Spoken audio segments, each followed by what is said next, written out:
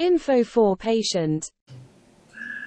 अस्सलाम वालेकुम, मैं डॉक्टर लुबना जावेद हूँ और इन्फो फॉर पेशेंट के फोरम से मैं आपसे बात कर रही हूँ।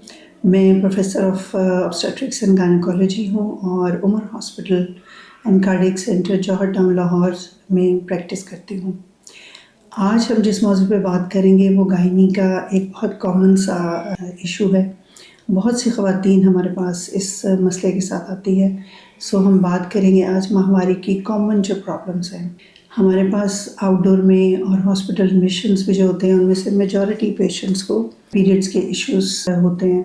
इससे पहले कि हम इस बारे में बात करें, लेट्स टॉक अबाउट कि पीरियड्स का साइकिल क्या होता है, जिसको हम मेंस्ट्रुअल साइकिल भी कहते हैं। मेंस्ट्रुअल साइकिल हर औरत की ज़िंदगी में इसके शुरू होने की एज तकरीबन 11 से 14 साल तक होती है। आजकल ये 10 साल तक भी चली गई है। सो 10 से 14 साल तक इसकी एज होती है स्टार्ट होने की, और अराउंड 50 पीरियड्स जो हैं वो बंद हो जाते हैं। जो पीरियड्स की ड्यूरेशन है वो 2 से 7 दिन तक हो सकती है, लेकिन इसमें अगर 7 दिन से या 8 दिन से ज़्यादा हो तो वो फिर एबनॉर्मलिटी में चला जाता है। और पीरियड्स आफ्टर एवरी 28 डेज होते हैं, बट इसको हम ये उसका नॉर्मल वैल्यू है, बट रेंज 21 से लेके 5 डेज तक अगेन ये नॉर्मल में फॉल करता है। हमारा जो मेंस्ट्रुअल साइकिल है वो अंडर कंट्रोल ऑफ हमारे डिफरेंट बॉडी के हार्मोन्स के ज़ेरे कंट्रोल होता है, जो कि हमारे ब्रेन से शुरू होते हैं। ब्रेन में हाइपोथैलेमस हार्मोन सिक्रीट करता है जो कि इफ़ेक्ट करता है पिट्यूटरी के ऊपर, वो भी ब्रेन में पाया जाता है। उसके बाद पिट्यूटरी से जो हार्मोन रिलीज़ होते हैं FSH और LH, वो इफ़ेक्ट करेंगे ओवरी के ऊपर, और ओवरी हार्मोन प्रोड्यूस करेगी first phase of menstrual cycle में ईस्ट्रोजन और सेकंड फेज़ में प्रोजेस्टेरोन। अब इन दोनों हार्मोन्स के ज़ेरे असर यूट्रस की लाइनिंग जो है, इंटरनल लाइनिंग जिसको हम एंडोमेट्रियम कहते हैं, वो ग्रो करना और थिक होना शुरू हो जाती है। एग रिलीज़ होता है और उसके साथ ये प्रिपरेशन होती है प्रेगनेंसी के लिए। अगर तो प्रेगनेंसी हो जाती है तो वो दूसरा सिलसिला चलता है, अदरवाइज एग जो है वो डिजेनरेट हो जाता है, हार्मोन्स की सपोर्ट ख़त्म हो जाती है ईस्ट्रोजन प्रोजेस्टेरोन की, और जो यूट्रस की एंडोमेट्रियम है वो शेड कर जाती है, जिसको हम मेंस्ट्रुअल फेज कहते हैं, और ये पीरियड्स का टाइम है। अब पीरियड्स के साथ ही उस ब्लड में और यूट्रस के से कुछ केमिकल्स रिलीज होते हैं जैसे कि प्रोस्टाग्लैंडिन्स, वो यूट्रस को कंट्रैक्ट कराते हैं, जिससे कि यूट्रस उस ब्लड को बाहर निकालता है, और साथ साथ वो ब्लड खून की नालियों को भी डायलेट करते हैं, जिससे खून पतला हो जाता है और यूट्रस से बाहर निकल जाता है, और इसके साथ ही फिर नया फेज स्टार्ट हो जाता है। सो इस तरह से ये मेंस्ट्रुअल साइकिल चलता है। इसमें प्रॉब्लम्स आती हैं तो फीमेल को बहुत से इश्यूज क्रिएट हो जाते हैं। अब हम इसी को बैकग्राउंड को अपने नॉलेज में लेके आगे बात करेंगे जो माहवारी में मुख्तलिफ किस्म की प्रॉब्लम्स हो जाती हैं। सो सबसे पहले हम बात करेंगे कि कुछ लोगों को माहवारी के दौरान ज़्यादा खून पड़ता है, जिसको हम मेनोरेजिया कहते हैं। तकरीबन 30% औरतों का होता है कि हमें जी ज़्यादा खून पड़ रहा है। अब ज़्यादा खून पड़ने से हमारा क्या मतलब है? जैसे कि मैंने कहा कि पीरियड्स की ड्यूरेशन 2 to 8 डेज है, और पीरियड्स के दौरान जो ब्लड लॉस होता है वो अबाउट 30 to 80 मिल्स होता है। अगर इन दोनों में ज़्यादती हो जाए, यानी 80 मिल से ज़्यादा ब्लड लॉस हो, क्लॉट्स आए, या हर घंटे 2 घंटे के बाद पैड चेंज करना पड़े, और या फिर उनके डेज बढ़ जाए, पहले जिनको 5-6 दिन ब्लीडिंग होती थी उसको 8-10 दिन होने लग जाए, या इससे भी ज़्यादा, तो ये मेनोरेजिया या खून की ज़्यादती के मानों में आ जाएगा। अब इसकी डिफरेंट वजूहात होती हैं, और इन वजूहात में ये सारी जो हमने भी बातें की कि हमारे यहाँ कंट्रोल कैसे होता है उससे रिलेटेड होती है। सो हार्मोनल इम्बैलेंस एक बहुत कॉमन वजह है। जब हार्मोन्स का इम्बैलेंस होता है, ईस्ट्रोजन और प्रोजेस्टेरोन की मिकदार में प्रॉब्लम आ जाती है। ईस्ट्रोजन ओवुलेशन नहीं होगी तो ईस्ट्रोजन ज़्यादा देर तक और ज़्यादा मिकदार में रिलीज़ होगी, जो कि एंडोमेट्रियम को यानी यूट्रस की लाइनिंग को ज़्यादा थिक कर देगी, और फिर जब वो शेड करेगी तो वो ज़्यादा थिक होगी तो ज़्यादा हैवी ब्लीडिंग होगी। उसके अलावा अगर प्रोस्टाग्लैंडिन्स जो कि यूट्रस को कंट्रैक्ट कराते हैं और वेसोडाइलेशन भी कराते हैं, अगर उनकी मिकदार भी ज़्यादा हो जाए तो उससे भी ब्लीडिंग हैवी होने लग जाती है। सो जिनमें एनोवुलेशन या एग नहीं मैच्योर होते, उनमें پیریڈس ہیوی ہونے کا چانس بہت زیادہ ہوتا ہے. اس کے علاوہ کچھ اور پرابلمس ہوتی ہیں یوٹرس میں یا اراؤنڈ ہماری باڈی میں جن کی وجہ سے بلیڈنگ ہیوی ہو سکتی ہے. فار ایگزامپل یوٹرس کی رسولیاں، جن کو عام زبان میں رسولیاں بٹ ہم اس کو فائبرائڈس کہتے ہیں. سو فائبرائڈس بھی ایک بہت کامن وجہ ہے 30 to 40 ایئرس کی عورتوں میں بلیڈنگ ہیوی ہونے کی. اس کے علاوہ جن عورتوں کو انفیکشن رہتا ہے، پیلوس میں انفیکشن رہتا ہے جس کو ہم PID یا پیلوک انفلیمیٹری ڈیزیز کہتے ہیں، ان سب میں بھی خون زیادہ پڑنے کے چانسز ہوتے ہیں. اس کے علاوہ ایک اور پرابلم ہے جس کو ہم ایڈینومائوسس کہتے ہیں. یہ ان عورتوں میں ہوتا ہے، بچوں والی خواتین میں ہوتا ہے، اور اس میں یوٹرس کی جو مسل لیئر ہے وہ تھک ہو جاتی ہے اور اچھے سے کنٹریکٹ نہیں کرتی، جس کی وجہ سے بلیڈنگ کنٹرول میں نہیں آتی اور ہیوی بلیڈنگ ہوتی ہے پیریڈس کے دوران. اس کے علاوہ جن عورتوں نے کاپرٹی رکھائی ہوتی ہے ان کو بھی ہیوی بلیڈنگ ہو جاتی ہے.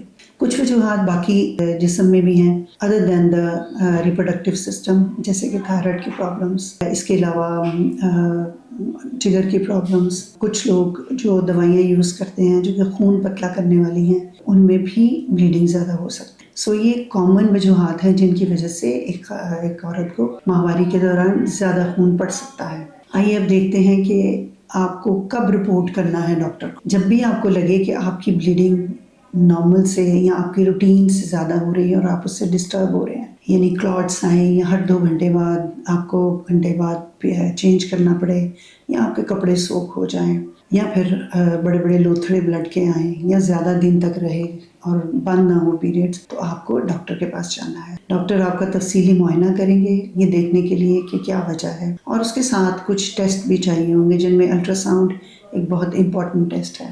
اس کے بعد پھر اس کا ٹریٹمنٹ جو ہے وہ اکارڈنگ ٹو جو بھی ریزن ہوگی اس کے حساب سے اس کا علاج کیا جائے گا. جنرلی جو ہم سمپل میجرز لیتے ہیں ان میں اینٹی پروسٹاگلینڈنس، کیونکہ prostaglandins is one of the reasons. تو اینٹی پروسٹاگلینڈن ڈرگس جیسے آئبوپروفین ہے، یہ بھی پونسٹن ہے، یہ یوز کی جاتی ہیں. اور اس کے علاوہ ٹرانیگزیمک ایسڈ جو کہ خون کو گاڑھا کرتا ہے، پتلا ہونے سے بچاتا ہے. سو یہ تقریباً تمام پیشنٹس میں ایز فرسٹ اسٹیپ یوز کیا جاتا ہے. اس کے علاوہ عام کانٹراسیپٹیو پلس ہیں، ہارمون کنٹیننگ پلس ہیں، وہ بھی یوز کی جاتی ہیں. اس سے سائیکل کا کنٹرول دوائیوں کے کنٹرول میں آ جاتا ہے اور بلیڈنگ ہیوی نہیں ہوتی. اس کے علاوہ پھر جو ریزن ہے اس کا علاج کیا جاتا ہے. فار ایگزامپل اگر تھائرائڈ کا ایشو ہے تو اس کو ہینڈل کیا جاتا ہے. اگر بلڈ تھنرز لے رہے ہیں تو اس کو دیکھا جاتا ہے کہ ضرورت اور بلیڈنگ ان دونوں کو کنٹرول کہاں کرنا ہے. اگر فائبرائڈس ہیں تو اس کے ڈفرینٹ علاج کے طریقے ہیں، مے بی سرجری کی ضرورت ہے تو وہ کی جاتی ہے. اسی طرح جن کو پیلوک انفلیمیٹری ڈیزیز ہے ان کا انفیکشنز کا antibiotic and other treatments جو بھی ریکوائرڈ ہوتے ہیں کیے جاتے ہیں. اسی طرح ایڈینومائوسس میں بھی پین کلرز، یہ ٹرانیگزیمک ایسڈ، اور پھر الٹیمیٹلی ٹریٹمنٹ میں سرجری بھی شامل ہے. سو اس طرح سے ہیوی بلیڈنگ جو ہے اس کو ڈائگنوز اور اس کا ٹریٹمنٹ کیا جاتا ہے. امید ہے کہ آپ کو ہیوی بلیڈنگ کے بارے میں آپ کے ذہن میں جو کوشچنز ہوں گے ان کے آنسرز ہو گئے ہوں گے. ایک بہت ہی کامن پرابلم کے بارے میں بات کریں گے جس کے ساتھ ہمارے پاس بہت پیشنٹس جو ہیں وہ آؤٹ ڈور میں رپورٹ ہوتے ہیں، یعنی irregular periods، irregular menstrual cycle. بہت سے پیشنٹس ہیں جن کو کہ پیریڈس ان کے نارمل بھی چل رہے ہوتے ہیں تو پھر وہ کبھی مہینہ مس ہو گیا، 2 مہینے مس ہو گئے، یا 3 مہینے بھی مس ہو جاتے ہیں. اور ادروائز کچھ ایسے پیشنٹس بھی ہیں جن کو 15 دن کے بعد، 12 دن کے بعد، 10 دن کے بعد پیریڈس آنا شروع ہو جاتے ہیں. سو اس کو irregular periods کہتے ہیں. اب ہم پہلے یہ بات کر لیتے ہیں کہ نارمل پیریڈس کیا ہیں، تو پھر ہم irregularity کی بات کریں گے. نارمل پیریڈس ہمارے 2 سے 8 دن تک رہتے ہیں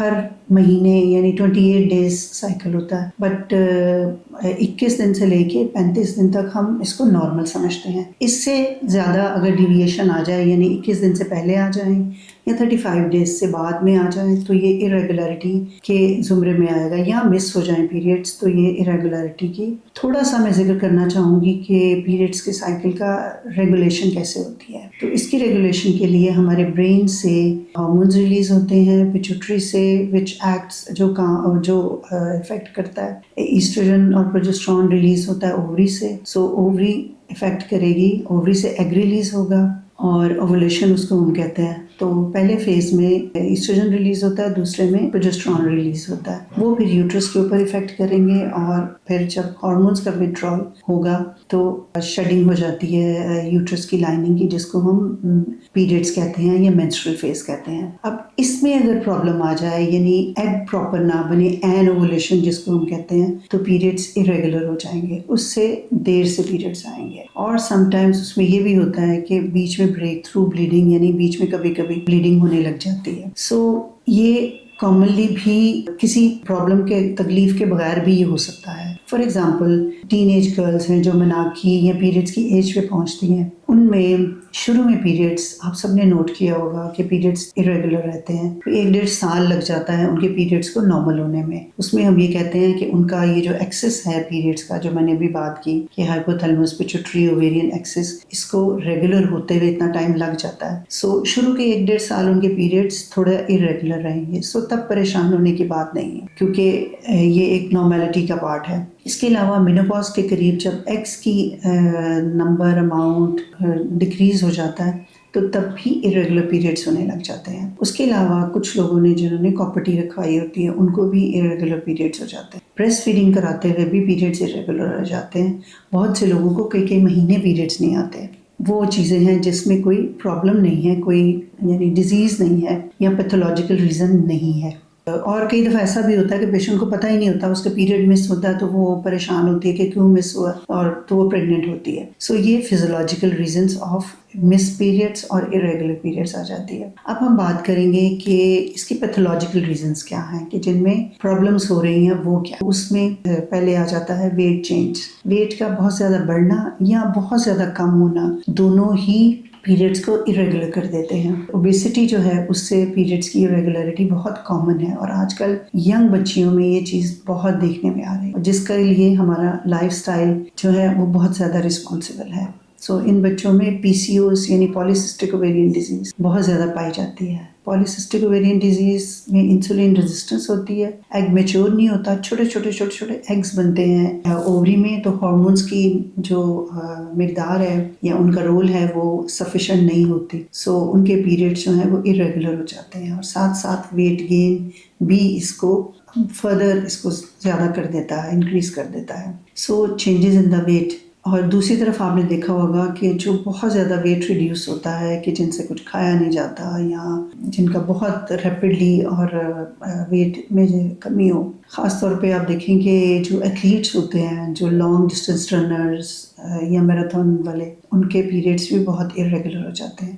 سو دونوں طرف ہی ویٹ کا بہت زیادہ بڑھنا یا بہت زیادہ کم ہونا پیریڈس کی ارریگولرٹی کر سکتا ہے. اس کے علاوہ تھائرائڈ کی پرابلم, جگر کے کچھ مسائل, کچھ لوگوں میں جنہوں نے ہارمون کنٹیننگ ڈیوائسز رکھوائی ہوتی ہیں, جس کو عام زبان میں مائرینا کہتے ہیں, اس سے بھی. اور اس کے علاوہ پروجسٹرون کنٹیننگ کانٹراسیپٹیو میتھڈز یوز کرتے ہیں, جیسے کہ پلس ہوتی ہیں, بازو میں رکھوانے والا جو پیلٹ ہوتا ہے جس کو ہم جڈائل یا امپلانول کہتے ہیں. تو ان سب سے بھی ارریگولر اور مسڈ پیریڈس جو ہیں وہ ہو سکتے ہیں. اب اگر مسڈ پیریڈس ہو گئے ہیں تو اس میں کیا کمپلیکیشنز ہو سکتی ہیں. اگر پیریڈس مس ہوتے ہیں, اوولیشن پراپر نہیں ہوتی, تو اس کے ساتھ بہت سی پرابلمس بھی ایسوسیٹڈ ہو سکتی ہیں. جیسے لیٹر آن جا کے ان لائف اس سے اوبیسٹی تو ہوتی ہی ہے, اس کے علاوہ یوٹرس کی اینڈومیٹریم کے کینسر کے چانسز اور آسٹیوپروسس کے چانسز جو ہیں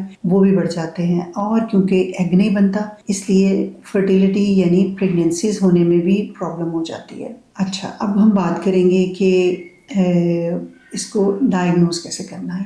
پیشنٹ آپ کے پاس آئے گا ود ریگولر پیریڈس یا مسڈ پیریڈس, تو ایک ڈیٹیل ہسٹری اور اس کے بعد ایگزامینیشن کہ اس کا ویٹ کتنا ہے, اس کا بی ایم آئی باڈی میس انڈیکس کیلکولیٹ کیا جاتا ہے, اور اس کے علاوہ thyroid and rest of the examination بھی کیا جاتا ہے. پی سی او کے پیشنٹ میں بہت دفعہ ان میں ہیئر گروتھ بھی زیادہ ہوتی ہے, باڈی کے فیشیل ہیئر زیادہ ہوتا ہے, ریسٹ آف دا باڈی پہ بھی ہیئر گروتھ زیادہ ہوتی ہے ان کی. اسی طرح تھائرائڈ کی کوئی پرابلم ہے تو اس کو دیکھا جاتا ہے، اور باقی چیزیں بھی جن کی میں نے بات کی ان سب کے واسطے سے سارا ڈیٹیل چیک اپ کیا جاتا ہے۔ پھر کچھ ہارمونز کے ٹیسٹ کرانے کی بھی ضرورت پڑ جاتی ہے، اور الٹرا ساؤنڈ بھی بہت ہیلپ فل ہوتا ہے پالیسسٹک اووریز کو ڈائگنوز کرنے میں۔ ٹریٹمنٹ کیا ہے؟ کیونکہ اس میں اینوولیشن اور ویٹ کے چینجز کا بہت رول ہے، تو اس میں لائف سٹائل ماڈیفیکیشن بہت امپورٹنٹ ہے۔ لائف سٹائل ماڈیفیکیشن اس طرح سے کہ آج کل آپ دیکھیں کہ بچے سٹریسڈ بہت ہیں، یا بڑے بھی ایون سٹریسز آف لائف بہت بڑھ گئی ہیں۔ وہ جو پڑھ رہے ہیں ان کو پڑھائی کا سٹریس ہے، جو جاب کر رہے ہیں ان کو جاب کا سٹریس ہے، اور جو بچوں والی گھریلو ہاؤس وائفس ہیں ان کو اپنے بچوں اور باقی چیزوں کا سٹریس ہے۔ سو یہ بھی ہارمونز کو ڈسٹرب کرتا ہے۔ ہماری ڈائٹ میں جنک فوڈ بہت زیادہ ایڈ ہو گیا، cold drinks and other junk food جو ہے پروسیسڈ فوڈ کی بہت زیادہ ہو گئی ہے ہماری ڈائٹ میں عمل دخل۔ سو یہ چیزیں بھی آپ کی ہارمونز کو امبیلنس کرتی ہیں۔ اسی طرح اسکرین ٹائم ڈائریکٹلی تو کچھ نہیں کر رہا، لیکن اس کی وجہ سے جو سٹریسز ایڈ ہوتے ہیں، انگزائٹی، آپ دیکھیں کہ اسکرینس میں جو کچھ وہ سب آپ دیکھ رہے ہوتے ہیں وہ انگزائٹی آپ میں جنریٹ کرتا ہے، سٹریس جنریٹ کرتا ہے، اور اس کے علاوہ بیٹھے رہنے سے ویٹ بڑھتا ہے، اور ان سب چیزوں سے انڈائریکٹلی آپ کے ہارمونز کا امبیلنس ہوتا ہے۔ So you have to adapt a healthy lifestyle. Healthy lifestyle میں آپ کی ایکسرسائز بھی ہوگی اور ڈائٹ بھی ہوگی۔ آپ ایک بیلنسڈ ہیلدی ڈائٹ لیں جس میں فروٹس بھی ایڈ ہوں، جس میں ویجیٹیبلس بھی ہوں، سیلڈس بھی ہوں، اور ریسٹ آف دا تھنگس بھی ہوں، جو کہ فیٹنگ ڈائٹ نہ ہو، ویٹ نہ بڑھائے۔ سو ایک بیلنس ڈائٹ جس میں اومیگا 3 بھی ہو، جس میں کیلشیم بھی ہو، وائٹامن ڈی بھی ہو، آپ کو ایک بیلنس ڈائٹ لینے کی ضرورت ہے with lot of water and کچھ ایکسرسائز۔ اگر باہر نہیں جا سکتے تو گھر میں کی جا سکتی ہے ایکسرسائز، آج کل تو کوئی مشکل نہیں ہے۔ سو آپ ٹی وی لگا کے وہاں سے دیکھ کے کچھ ایکسرسائز کر سکتے ہیں۔ سو لائف سٹائل ماڈیفیکیشن جو ہے وہ بہت امپورٹنٹ پارٹ ہے۔ پھر آ جاتا ہے اس کا ٹریٹمنٹ ود میڈیکیشنز۔ اس میں ہمیں سب سے پہلے سائیکل ریگولیٹ کرنے کے لیے ہارمون پریپریشنز دینی پڑتی ہیں، جس میں کہ جو ہارمون کنٹیننگ پلس ہیں جیسے کہ کانٹراسیپٹیو پلس ہیں، ان کا بھی بہت رول ہے۔ سو وہ سائیکل کنٹرول پلس اپنے ہاتھ میں لے لیا جاتا ہے تو جو irregularity ہے وہ بہت حد تک کنٹرول ہو جاتی ہے۔ اور اسی طرح کچھ پروجسٹرون کنٹیننگ میڈیسنز جو ہیں وہ سائیکلیکل پروجسٹرونز جو ہیں وہ بھی یوز کی جا سکتی ہیں۔ پھر جو کاز ہے اس کو ٹریٹ کیا جاتا ہے۔ اگر تھائرائڈ کا ایشو ہے تو اس کا ٹریٹمنٹ کیا جاتا ہے، اگر جگر کی کوئی پرابلم ہے ان کا ٹریٹمنٹ کیا جاتا ہے۔ اگر آپ دیکھتے ہیں کہ ہارمون کنٹیننگ پریپریشنز ہیں کانٹراسیپٹیو، ان کی وجہ سے ہو رہا ہے تو اس میں آپ مریض کو تسلی دلائیں، اس کی کاؤنسلنگ کریں، اس کو سمجھائیں کہ یہ اس میڈیسن کی وجہ سے، اس میتھڈ کی وجہ سے ہے اور اس کا کوئی ادروائز نقصان نہیں ہے، تاکہ مریض جو ہے وہ ریلیکس۔ سو یہ سارے جو بلڈ تھنرز یوز کر رہے ہیں ان کا وہ دیکھا جاتا ہے کہ کتنی ڈوز میں ہے، اور ڈوز اور ایفیکیسی اینڈ ٹریٹمنٹ یہ ایڈجسٹ کیا جاتا ہے۔ اب بات آ گئی ان چیزوں کی جو کہ فزیولوجیکل ہے، جیسے کہ بریسٹ فیڈنگ، مناکی کے ٹائم پہ، مینوپاز کے ٹائم پہ۔ سو ان سب کو بھی آپ کو ری ایشور کرانے کی ضرورت ہے کہ یہ بھی کوئی پرابلم والی بات نہیں ہے، یہ سیٹل ہو جائے گا۔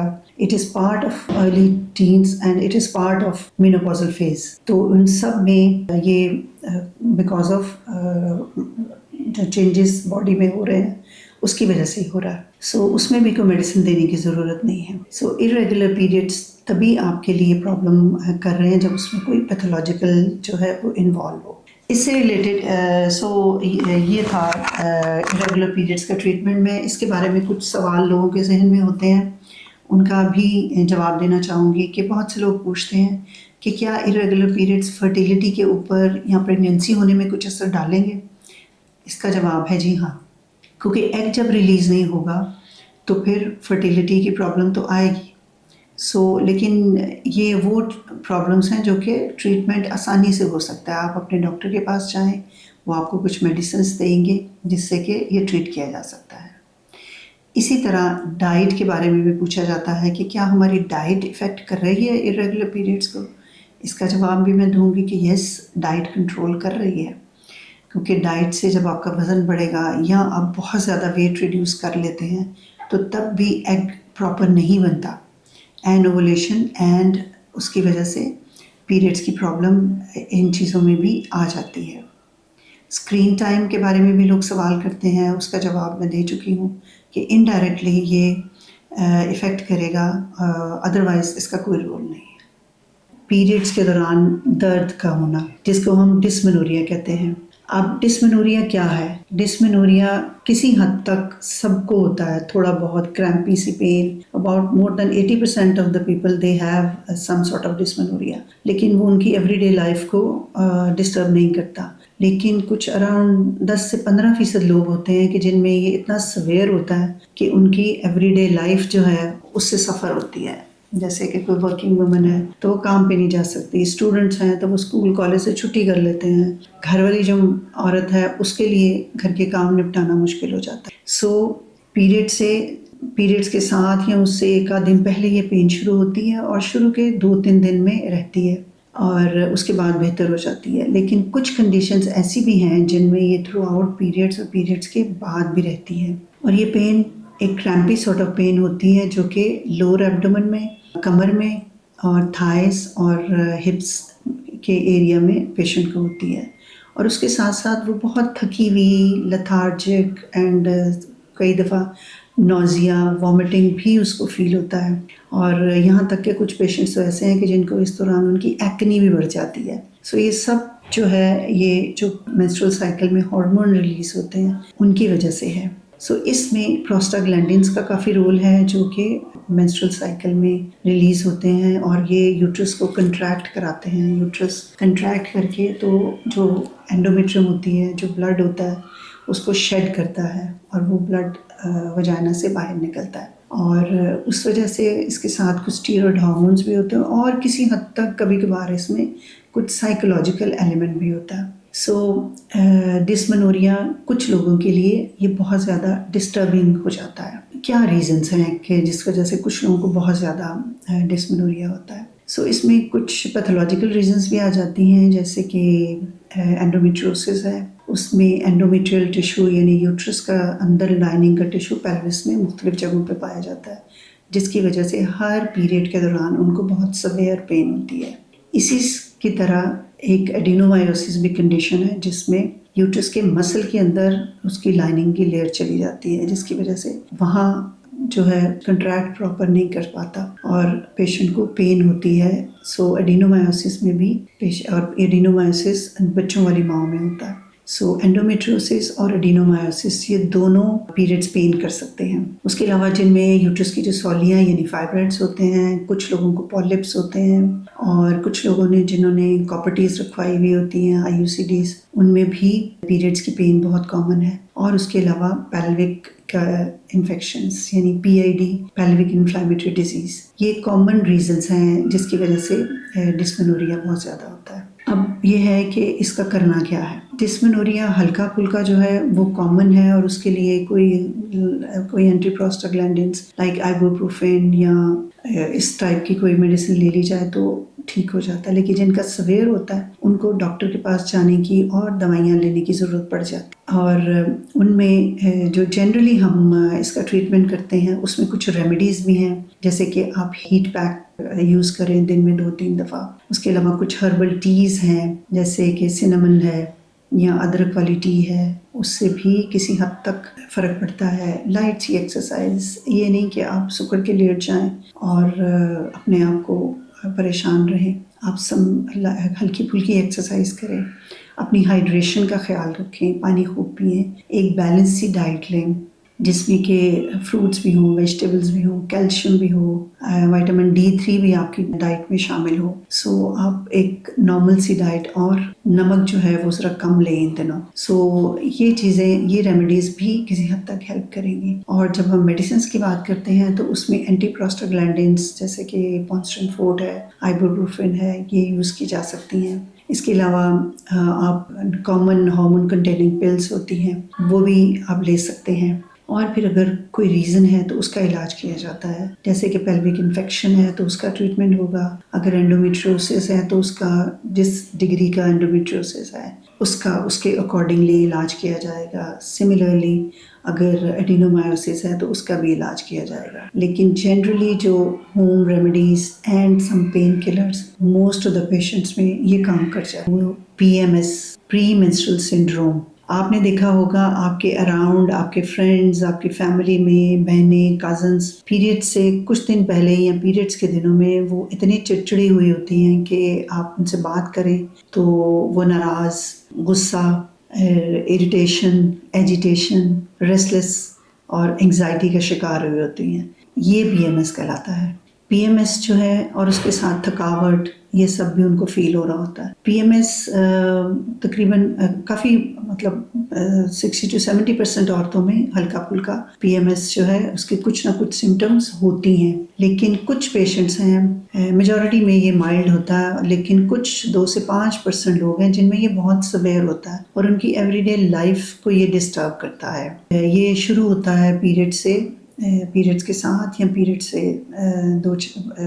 ایک ویک جو پیریڈ سے پہلے ہوتا ہے، یعنی پیریڈ سے 5-7 دن پہلے شروع ہوتا ہے، پیریڈس کے دوران، اور پھر پیریڈس کے بعد 4-5-6 دن رہ کے ختم ہو جاتا ہے. یعنی اب پیریڈ سے پہلے والا ویک، پیریڈ سے بعد والا ویک اینڈ پیریڈس کا جو ڈیوریشن ہے اس دوران یہ سمٹمز پیشنٹس میں زیادہ پائی جاتی ہیں.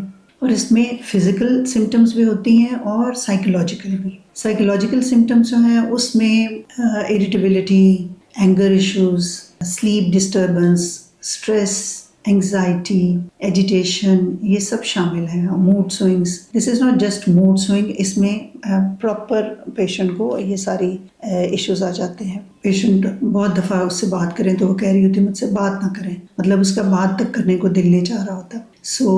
یہ اس کی سائیکولوجیکل یا ایموشنل اسپیکٹ ہے. دوسری طرف کچھ باڈیلی سمٹمز بھی ہوتی ہیں جس کو ہم فزیکل سمٹمز کہتے ہیں. اس میں ہیڈ ایک، بریسٹ کا ہیوی ہونا، پین ہونا، بلوٹنگ، ایون رنگز ٹائٹ ہو جاتی ہیں، اور aches and pains in the rest of the body also, pelvis میں پین. یہ چیزیں بھی شامل ہیں. اب اس کی وجہ میں ہارمونز آف پریگنینسی آ جاتے ہیں. جو ایسٹروجن پروجسٹرون ہے وہ افیکٹ ایڈ کرتے ہیں وتھ سیروٹونن ان دا برین، جس کی وجہ سے یہ سمٹمز پیدا ہوتی ہیں. اس کو ڈائگنوز کیسے کیا جائے، کیونکہ کچھ لوگ اس کو ایز ادر سائیکولوجیکل سمٹمز بھی لے سکتے ہیں. ایک ڈیٹیل ہسٹری جب لی جائے گی تو اس سے پتہ چلے گا کہ یہ اراؤنڈ دا پیریڈ والا جو ٹائم ہے اس میں پیشنٹ کو یہ پرابلمس ہوتی ہیں. اس سے یہ رول آؤٹ ہو جاتا ہے کہ پیشنٹ کو کوئی ادروائز سائیکیٹرک ایشو نہیں ہے، دس از دا PMS.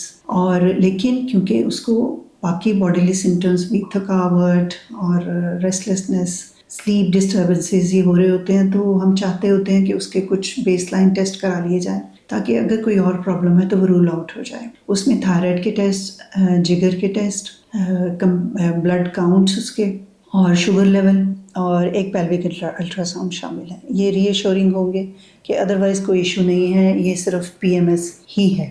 اب اس کا ٹریٹمنٹ کیسے کیا جائے؟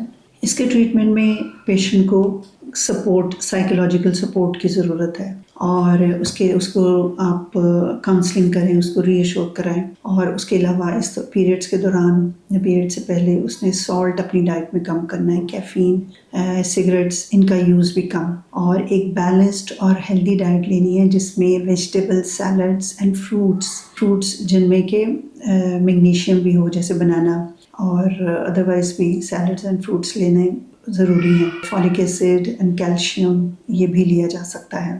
اور اپنی ہائیڈریشن کا بھی خیال رکھنا ضروری ہے اس دوران. اور اگر دوائیوں کی بات کی جائے تو اس میں کیونکہ اس کو ہیڈ ایک ہے، باقی جگہوں پہ بھی پین ہے، تو she needs some painkillers دی جاتی ہیں. اور اگر بہت ڈسٹرب ہے تو بعض دفعہ ان کو ہارمونل کانٹراسیپٹیو پلس بھی دی جاتی ہیں تاکہ اوولیشن اور ہارمونس کا سائیکل باڈی کا جو ہے اس کو سپریس کیا جائے تاکہ یہ کنٹرول میں آ جائے. اور اس کے علاوہ کچھ ڈرگس ہیں جو کہ SSRIs کہلاتی ہیں، وہ بھی